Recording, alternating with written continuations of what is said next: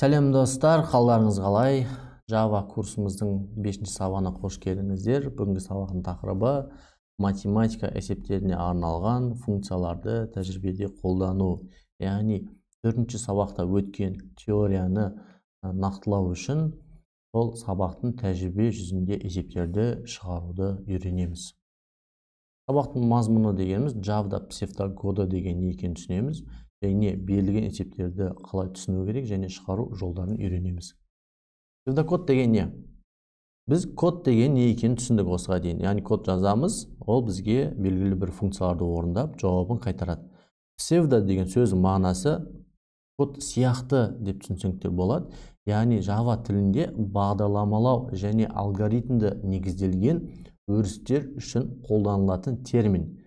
Қысқаша айтқанда, есептің шығару жоспары деп түсінсеңіздер де болады. Яғни қарапайым адам тілінде жазылған кодтың көрінісі. Мысал ретінде бір есеп берілген. Шаршының, яғни квадраттың қабырғасы берілген. Оның периметрін тап. Осы есепті оқыған кезде біз бірден оны кодқа жазуға кіріспейміз. Біз оның псевдокодын алдын ала жазып аламыз. Мысал делік, жоспарын. Осы есеппен псевдокод қалай болар екен? Бір сан беріледі. Берілген санды оқимыз. Келесі тізбекте шаршының периметрін табатын функцияны жазамыз. Оны іздеуіміз керек, мүмкін өзіміз есімізде сол функцияны жазады екенбіз. Үшіншісі, берілген санды функцияға қоямыз. Төртіншісі, шыққан жауабын нәтижеге шығарамыз. Яғни псевдокод арқылы біз жоспар жасадық. Осының барлығын жазып болғаннан кейін енді есептің кодын жазуға тырысамыз. Келесі мысал, 2 бүтін сан берілген, табу керек, олардың орташа арифметикалық мәнін табу керек, немесе орташа геометрикалық ортасын табу керек. Псевдокодты қалай жазамыз? Бір санды берілген, соны оқимыз. Келесінде арифметикалық мәнін табатын функцияны жазамыз. Ол функция қандай екен? 2 сан берілсе, 2 санды қосып 2-ке бөледі екенбіз. 3 сан берілсе, 3-еуін бір-біріне қосамыз, 3-ке бөлеміз. Біздің жағдайда 2 сан берілген, оны 2-ке бөлеміз. Орташа геометриялық мәнін функциясын қалай табады дегеніміз, 2 санды көбейтеміз де түбір астынан аламыз. Және де төртінші тізімде ол сандарға функцияға қоямыз да шыққан жауабын нәтижеге шығарамыз. Не үшін біз алдын ала мұндай псевдокод жазуымыз қажет? Өйткені есепті оқыған кезде бізге бүкіл картина көрініп тұрады да, нені шығаруымыз керек екенін көрініп тұрады. Сол үшін қазір ойланып, бірден суретшілер болады ғой, бірден картинаны салмайды, примерно прототипін салып алады ғой. Тура сол сияқты бізде кодтың прототипін жазып аламыз ауызша. Кейін код жазу барысында мысалы бірінші, екінші тізімге келген кезде ұмытып қалуымыз мүмкін. Есеп берілген. Сол кезде осы жоспармен 3-4-ті оқып кете береміз. Мұнда есеп оңай болғаннан кейін барлығын есімізде сақтауымыз мүмкін. Ал үлкен программа жазған кезде, үлкен проект жазған кезде міндетті түрде осындай прототип деген нәрселер жасап алуымыз керек. Бұл үлкен проектті соңына жеткізуімізге оңай болады. Әйтпесе әр шаг сайын есімізге түсіріп тұруымыз керек берілгенін. Ал ендеше бүгінгі сабаққа берілген тәжірибемен танысып, тәжірибені шығаруға кірісейік. Бүгінгі сабақтың тәжірибесінде дәл осындай есептер берілген екен. Ол үшін жаңа проект ашайық. Алдыңғы сабақпен екеуін араластырмай, сабақ 5 деймізде, қалған жерін өзгертпей create дейміз. Create window деймізде, source файлға, Javaға, task 1 дейміз. Main класын жазамыз да. Есеп берілген, бағанағы есеп берілгеннің псевдокодын алып, сол есепті шығаруға тырысамыз. Псевдокоды қалай еді? Осыны аламыз да, өшіріп мұнда жазамыз. Бірақ псевдокод жазылған кезде бізге Java тілі түсінбейді ғой, бұл не екен. Сол үшін оны комментарийға ауыстырып аламыз. Int санды оқиды екенбіз, 5 дейміз. Int шаршының периметрін табатын. Периметрін табу үшін 5-ті көбейтеміз 4-ке. 5 емес, n-ді. Периметр табу үшін барлық жақтарын бір-біріне қосып шығу керек қой. Және шыққан мәнді жауабын принтерға жазамыз. Мұнда квадрат дейміз да, периметр дейміз да, жазумен шыққан жауабын қарап көреміз.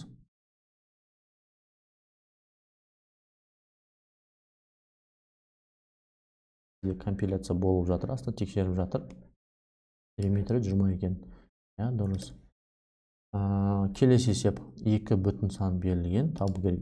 Яғни тура бағанағы псевдокод арқылы бұны жазып аламыз да, онда комментарий жазып қоямыз.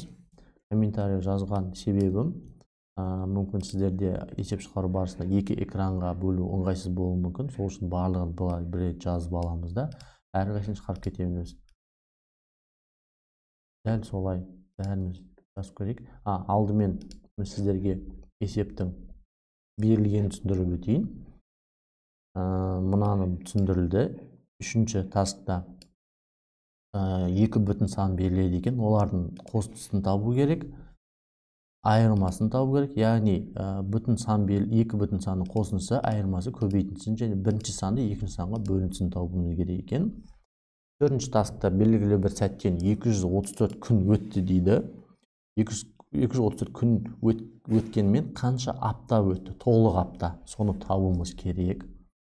Яғни бұнда логикасын ойланыңыздар. Бесінші таскта 2 таңбалы сан беріледі екен. Мысалы, комментарий жазайық, 15 дейтін сан беріледі екен. Ондағы ондықтардың санын табу керек. Мұнда ондықтар саны ол бізде 1 болып есептеледі. Бірліктердің саны ол 5 болып есептеледі. Және осы цифрлардың қосындысын, яғни 1-ге 5-ті қосуымыз керек, және көбейтіндісі 1-ге 5-ті көбейтуіміз керек. Алдыңғы сабақта біз бір санның цифрларын қалай бөлуді үйренген болатынбыз. Тура сол функцияны қолданып шығарасыздар. Келесі таск 3 таңбалы сан берілген екен. 3 таңбалы сан, мысалы делік 476.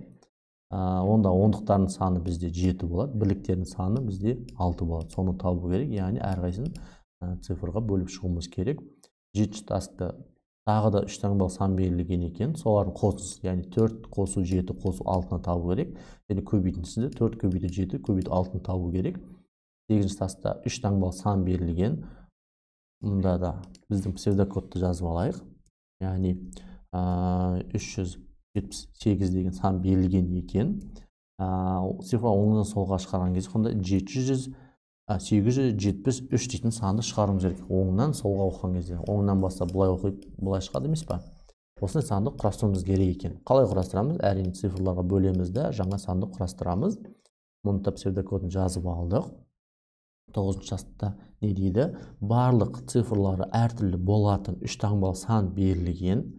Сол сандардың цифрлар бөлу арқылы 6 нөмірлі санды құрастыр дейді. Яғни 345 дейтін саннан 354, 435, 453 дейтін және тағы да басқа сандар шығаруымызға болады екен. 10-шы таскта 4 таңбалы сан берілген. Солардың цифрларын қосындысы мен көбейтіндісін табу керек екен. Осы жерде бейнені үзіліске қойып, есептерді өздеріңіз шығарып көрсеңіздер, үзілістен кейін дұрыс жауабымен таныстыратын видеоны жалғастырасыздар. Ал ендеше кеттік. Маған ыңғайлы болу үшін барлық есепті комментарий түрінде IntelliJ IDE'ға жазып шықтым. Дәл осы жерден шығара береміз. 2 бүтін сан берілген дейді. N1-ге 15 дейміз. Int N2-ге 25 дейік. Олардың арифметикалық мәнін табу үшін ариф мәндікті тең болады. Псевдокодта қалай еді? 2-ін қосады да 5 қосу 6 бөлу 2 дейді. Осылай комментарийға жазып алайық. Мұнда maz sqrt дейміз де. Средний арифметика 5 көбейту 2 дейді. Жазып алды. Ары қарай тек осы формуланы жаза саламыз. N1 қосылған N2 бөлінген 2. Дейміз де. Int геометриялық мән дейміз де. Maz sqrt 5 емес, N1 көбейту N2 дейміз. sqrt деген бізде double екені есімізден шығып кетпесін. Count дейміз де ариф мәні дейміз. Count дейміз де гео мәні дейміз. Есепті тексеріп көрейік. біріншісінде квадрат периметрінің есебін шығарады екен, екіншісінде 20 және 19 деген есептерді шығарып берді. Мына жерде келесі есепке келсек, келесі есеп шығармай тұр. Мына есепті біз комментарий қойық, жауабымыз біз қайта оны жазып, алмасын есепті шығарып, таск 3-те бізде 2 бүтін сан берді, олардың айырмасы көп. Оңай ғой. Сан 1 дейміз де 100 дейміз, сан 2 дейміз, 150 дейміз. Екеуінің айырмасы, яғни 1 дейміз де сан 1 минус сан 2, екеуінің көбейтіндісі дейміз де 1,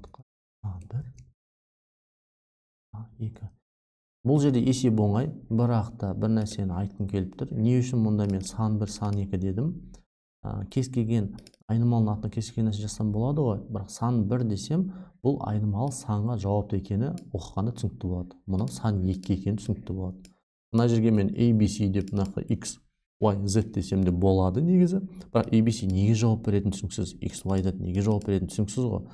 Қайтадан еске түсірмеу үшін сан 1, сан 2 деген айнымалының аты түсінікті қылып жазсаңыздар жақсы.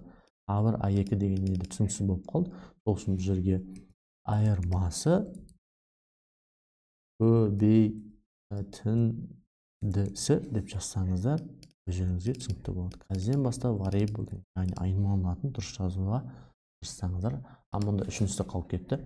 Бірінші санды екінші санға бөліндісі. Int бөліндісі дейміз де. Бірінші сан бөлу сан 2. Яғни мұнда сан 1, сан 2 деген түсінікті болып тұр бізге. Бағана басқа айнымалы жазсақ түсініксіз болады.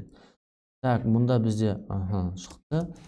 Cout дейміз де, бөліндісі деп шығарамыз да, осының жауабын тексеріп көрейік. 0 шығады екен, өйткені 100-ді 150-ге бөлгенде 0 шығады екен. Мұна жерге дабыл бөлшек санмен шығарып та тексеріп көрейік. Мұнда кнопканы бассақ та болады. 0-де 0. Дұрыс, 0-де 0. Мұна жерге 300 деп тексеріп көрейік. 300 болғанда не шығу керек? 2 шығу керек. 2 шықты. Бұл есепті де шығарып болған соң комментарий қойып.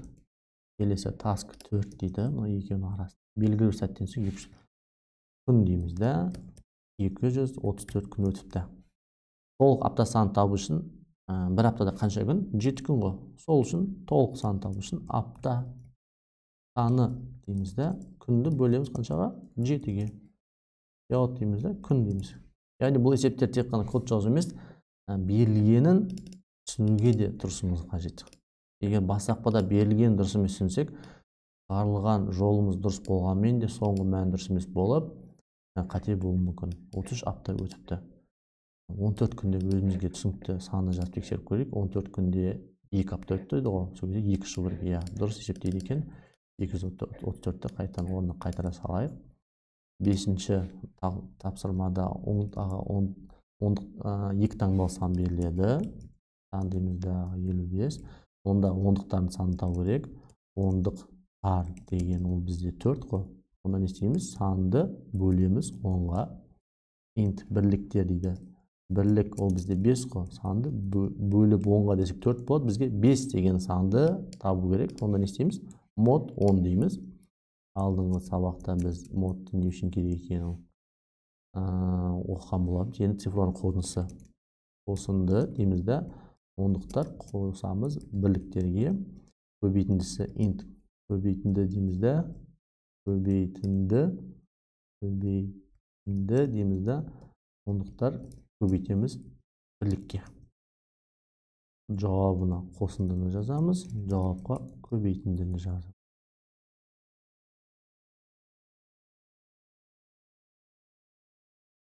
Міне, екеуінің қосындысы 9, көбейтіндісі 20.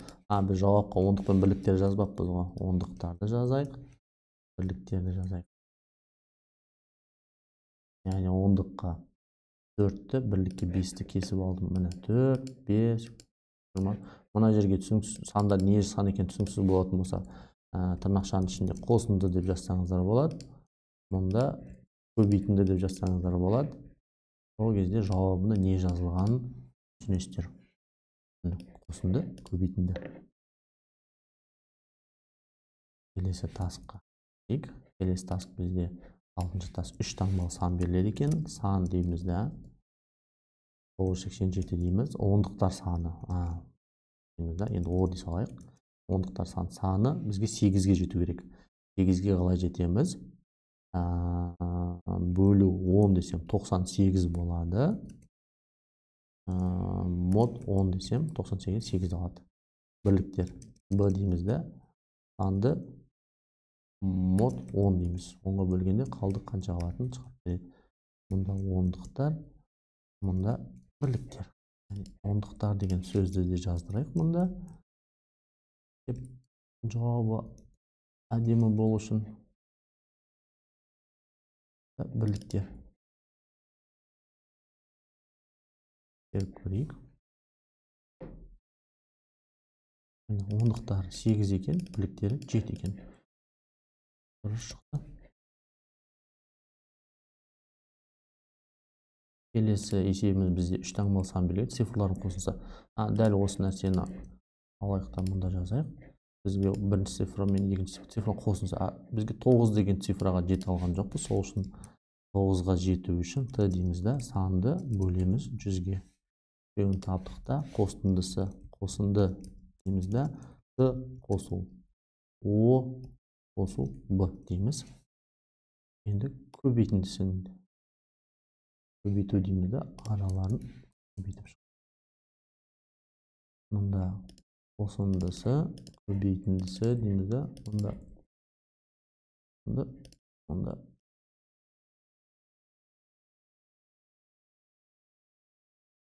қосындысы 24 екен, яғни 9-ға 8-ді қосады, оған 7-ні қосады 24, көбейтіндісі 504 екен. Комментарий қоямыз, 8 сабақ. Оңнан солға қарай оққан. Дәл осы есеп, дәл осы формуланы қолданады екен. Тек қана мұнда 789 сан шығу керек екен. Псевдокод қосында комментарий жазып алдық. Так, сан 1-ге мұнда енді сандарды дұрыстап жазу керек. Цифр 1 дейік, цифр 2 дейік, шатаспау үшін цифр 3 дейік. Жөн бөліп алдық. Енді 7 дегеннен 700-ді қалай шығарамыз? Int rest дейміз да, цифр 1-ді көбейтеміз 100-ге, 700 шықты. Қосамыз 8-ді, цифр 2-ні көбейтеміз 10-ға, қосамыз цифр. Өйткені 9 бізде 900-ден жай ғана 9-ға айналу керек. Rest дейміз да, мұнда rest қоямыз. Мұнда сан дейміз. Көрейік.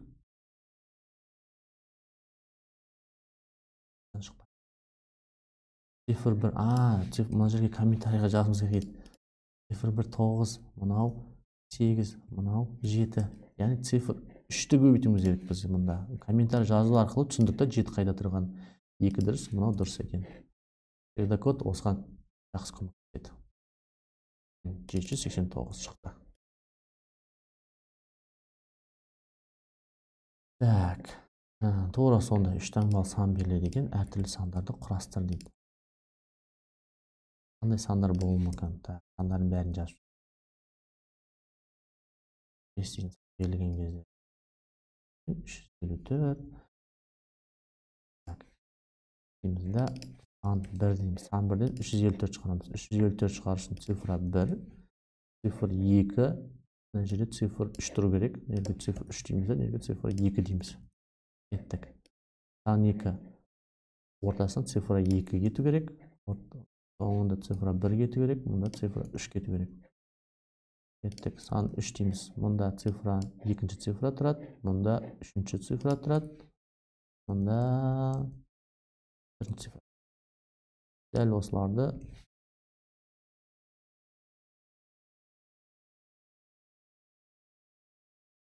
біз 3 қана сан жаздық. Ары қарай логика түсінікті сияқты. 4, 5, 6-ны өздеріңіз жазсаңыздар. 354-ді, 435, 450 шықты.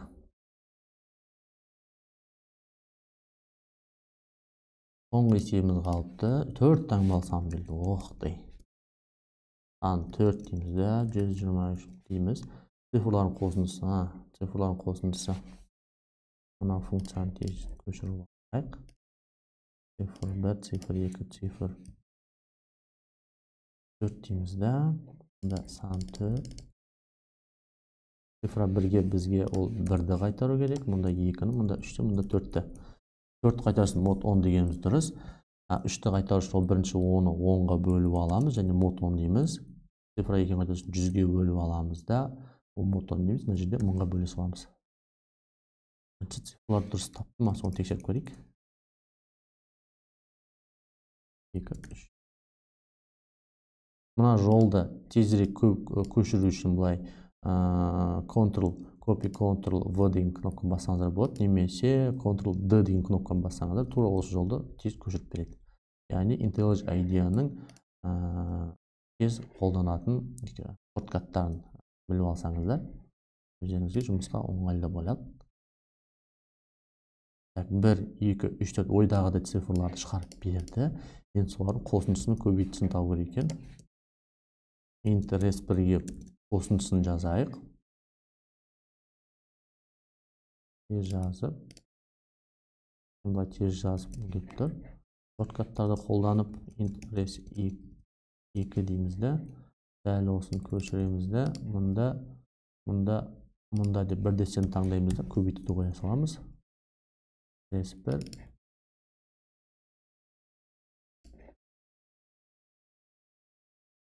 Міне, біріншісі қосындысы, яғни 1-ге 2 қосса 3, 6, 10, көбейтісі 24. Есептеріңіз тексергенде дұрыс осындай шықса, сіздерге қуаныштымын. Сіз барлық есепті дұрыс түсініп жатсыздар және дұрыс шығарып жатсыздар. Егер қате болса, уайымдамаңыздар. Жаймен қате жасау арқылы үйренесіздер. Бүгінге осы. Келесі 6-шы сабақта кездескенше сау саламатта болыңыздар. Назарыңызға рахмет.